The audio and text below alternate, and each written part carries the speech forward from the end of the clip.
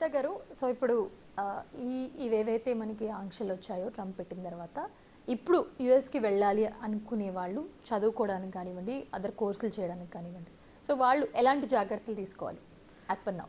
జాగ్రత్తలు అంటే F1లో వెళ్ళే వాళ్ళు మటుకు అంటే రూల్స్ ఏమీ చేంజ్ అవ్వలేదు కాబట్టి they have to make sure అంటే వాళ్ళు అక్కడ చదువుకోవడానికే వెళ్తున్నారు. ఫైనాన్షియల్ అంటే అవైలబిలిటీ చూపించాలి, ఎలా కడతారు, ఫీజు ఏంటి, పేరెంట్సా లోన్సా అది చూపించాలి. H1B మీద వెళ్ళే వాళ్ళు వాళ్ళకి రెడీగా అవైలబుల్ జాబ్ ఉండాలి. అంటే H1B అప్రూవ్ అయింది బట్ వాళ్ళు యూనో స్టాంపింగ్ వేయించుకొని అక్కడికి వెళ్తున్నారు, ఆ జాబ్ అక్కడ ఉందా, ఎక్కడ చేస్తున్నారు ఏంటి, ఇవన్నీ ప్రిపేర్ అవ్వాలి వాళ్ళు, అంటే రెడీ టు ఆన్సర్ లాగా.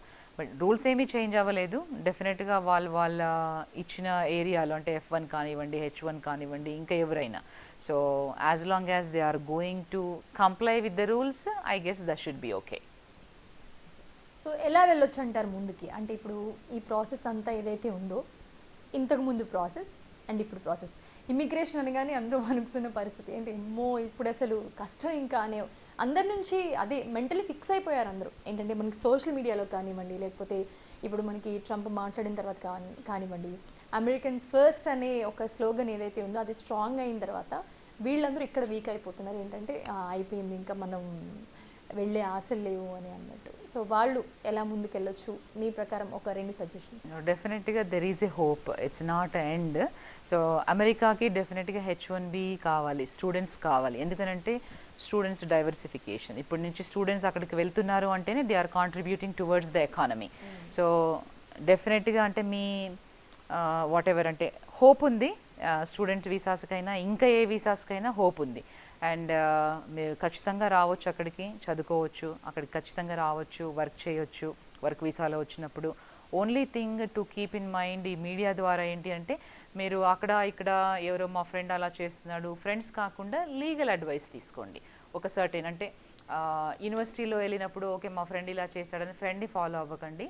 స్కూల్ డిఎస్ఓ దగ్గరికి వెళ్ళి తగిన జాగ్రత్తలు తీసుకొని వాళ్ళు ఇచ్చే అడ్వైస్ ఫాలో అయ్యి దాని ప్రకారంగా వెళ్ళండి, ఫ్రెండ్స్ అడ్వైస్ కాకుండా. సో దట్ వే అప్పుడు మీరు లీగల్ రూల్స్ని ఫాలో అవుతారు. H1Bలో కూడా అంతే, మేక్ ష్యూర్ దట్ అంటే మీకు కొన్ని తెలిసి ఉండాలి. అంటే లొకేషన్స్ చేంజ్ అయినప్పుడు అంటే మీరు ఒక లొకేషన్కి మీ ఎంప్లాయర్ అప్లై చేశాడు H1B, అప్లై చేసినప్పుడు మీరు ఆ లొకేషన్ నుంచి కాకుండా నేను ఎక్కడో మా అక్క వాళ్ళ ఇంట్లోనో చెల్లెల వాళ్ళ ఇంట్లోంచో వర్క్ చేస్తాను అంటే you immediately need to communicate to the employer. అంటే రిమోట్గా వర్క్ చేస్తాను అని అనుకున్నప్పుడు మీరు మూవ్ అయినప్పుడల్లా మీరు చెప్పాలి ఎంప్లాయర్కి, అంటే మీ సొంతగా ఎక్కడ పడితే అక్కడ కూర్చోడానికి. అంటే కొంత ఏరియాలో అంటే మెట్రో MSAలో అంటారు సేమ్ MSA అని, సేమ్ MSAలో ఉంటే పర్వాలేదు. లేదు వేరే స్టేట్లో వెళ్ళి వర్క్ చేస్తున్నారు అనుకోండి, మీరు చెప్తే తప్ప మీ ఎంప్లాయర్కి తెలియదు మీరు అక్కడ లేరు అనేది. సో డెఫినెట్గా యూ హ్యావ్ టు కమ్యూనికేట్. ఆ కొత్త లొకేషన్ నుంచి H1B అమెండ్ చేయాలి అండ్ రిసిప్ట్ నోటీస్ వచ్చాక మీరు వర్క్ చేసుకోవచ్చు. సో ఎప్పుడైనా మీరు లొకేషన్ అంటే ఇంటి అడ్రస్లు చేంజ్ అయినా కూడా మూవ్ అయినాక విత్ ఇన్ 10 business daysలో యూ హ్యావ్ టు అప్డేట్ అంటే USCISకి. సో ఈ రూల్స్ అన్నీ ఫాలో అవ్వండి and make sure you know complying and then be happy. Krishnamurthy garu అందుబాటులో ఉన్నారండి. నమస్తే అండి. నమస్తే అండి, చెప్పండి. ఇప్పుడు మా బాబు అక్కడ H1లో ఫస్ట్ టైం వచ్చిందండి, ఇప్పుడు మళ్ళీ సెకండ్ టైంకి H1 అప్లై చేస్తే మళ్ళీ ఏమైనా ప్రాబ్లం ఉంటుందండి? ఇస్తారండి? అదొకటి. ఇంకోటి, ఇప్పుడు MS చేసుకుని మా కోడలు ఇప్పుడు చదువుకుని రేపు మేలో అయిపోతుంది, అట్లాంటి వాళ్ళు ఏమైనా వెనక్కి పంపిస్తారా? వాడికి ఉద్యోగాలు అవి లేకుండా ఏమైనా వెనక్కి పంపించే అవకాశం ఉంటుందా? 2 పాయింట్లు కొద్దిగా క్లారిఫై చేయరా? అంటే మీ అబ్బాయికి అంటే H1B అప్పుడు పిక్ అవ్వకపోతే ఇంకా తను అంటే H1B వచ్చిందండి ఫస్ట్ టైం, ఇప్పుడు 24th మళ్ళీ డ్యూ ఉంది. ఇప్పుడు మళ్ళీ H1Bకి వేశారు వాళ్ళు, 149 కూడా వేశారు.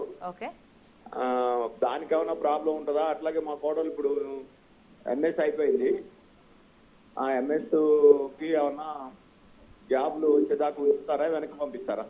వెనక్కి ఊరికే ఏం పంపించారండి, యాజ్ లాంగ్ యాజ్ వాళ్ళు కంప్లై అవుతూ ఉంటాయి. ఇప్పుడు అంటే తను అంటే వాళ్ళకి అన్ఎంప్లాయ్మెంట్ డేస్ కూడా ఉంటాయి స్టూడెంట్ లాగా ఉన్నప్పుడు, అవి కంప్లై అయ్యి రూల్స్ కంప్లై అయితే ఏమి వెనక్కి పంపించరు.